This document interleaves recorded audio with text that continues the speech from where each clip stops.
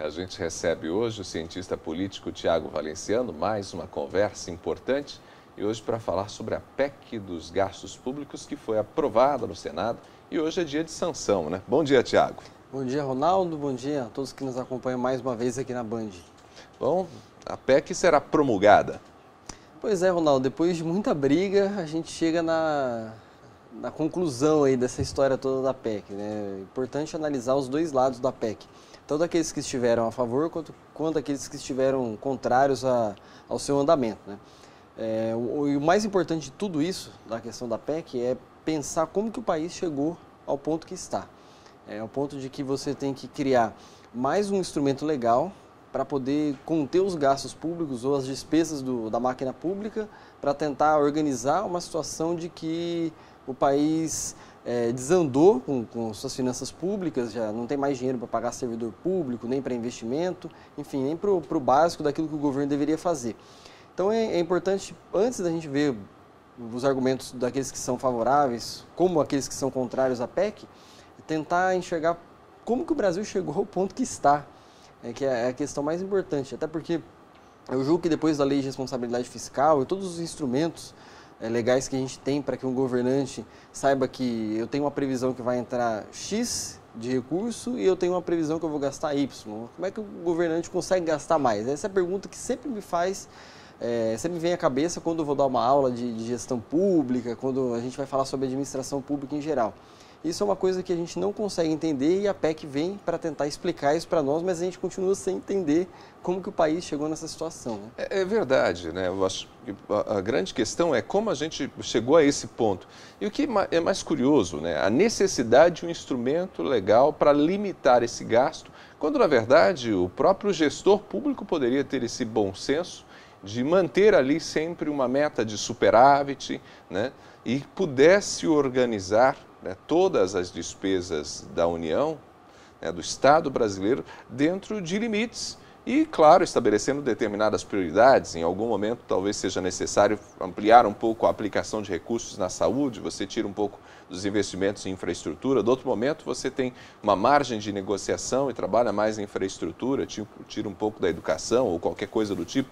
Quer dizer, o gestor deveria, né, dar conta disso. E quando ele estabelece uma PEC como essa, de alguma forma ele está dizendo, a gente não consegue fazer isso por conta própria, precisa ter um instrumento que nos policie. Atesta a irresponsabilidade daqueles que estão no governo. Isso que é o ponto fundamental.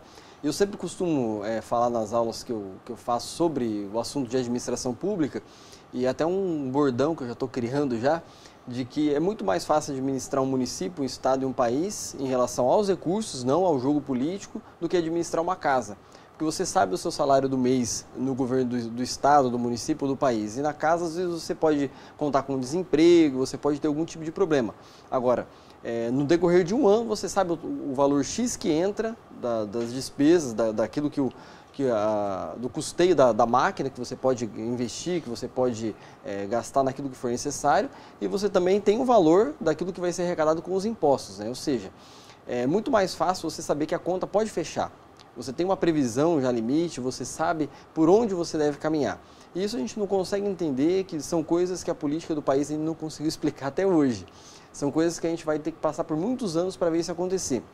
E aí um dos argumentos daqueles que são contrários à PEC, ele acaba tendo um pouco de sentido, de dizer que você vai limitar os gastos em saúde e educação, que o país vai parar, que a máquina pública do país não vai conseguir mais investir nas áreas que são essenciais para o crescimento do país. A gente acabou de ver agora algumas pesquisas recentes mostrando que a educação do Brasil é pífia comparada internacionalmente Sim. falando.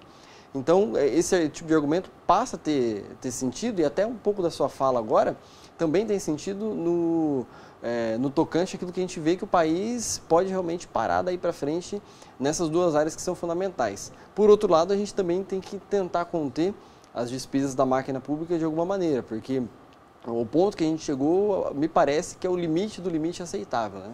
É porque foi se inchando essa máquina, né? Sem ter muita responsabilidade, imaginando que o dinheiro vai aparecer, né, como se fosse por milagre. E não tem milagre. Não tem milagre. Na administração pública não tem nenhum tipo de milagre. Alguns podem até argumentar, mas esse dinheiro foi desviado pela corrupção? Em parte, sim.